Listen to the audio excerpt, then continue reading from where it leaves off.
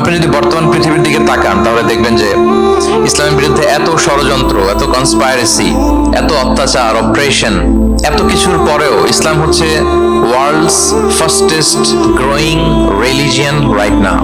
পৃথিবীর সবচাইতে growing religion হচ্ছে ইসলাম, সবচাইতে। আপনি দেখেন, জরিপ চালিয়ে একটু খোঁজ খবর নিয়ে দেখেন, সারা ওয়ার্ল্ডে দ্য ফাস্টেস্ট গ্রোয়িং রিলিজিয়ন হচ্ছে ইসলাম। সবচাইতে বাড়ন্ত যেই ধর্মের ভেতরে মানুষ পানির মতো প্রবেশ করছে, সেই ধর্মটার নাম কি? ইসলাম।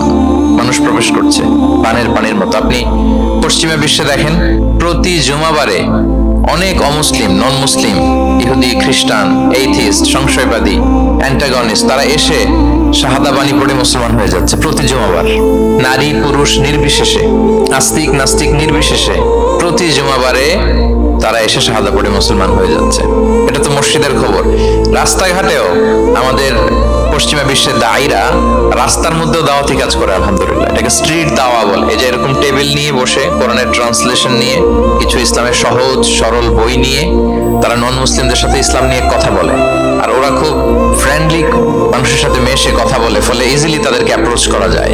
তো তাদেরকে অনেকে জিজ্ঞেস করে যে তোমার ধর্ম কি, তোমার বাবার ধর্ম কি, what do you think about life after death, মৃত্যুর পরের জীবন নিয়ে তোমার ভাবনা কি, তোমার দাদা কোথায় গেল, তোমার বাবা কোথায়, তো চলে গেছে, তুমিও কোথায় যাবা।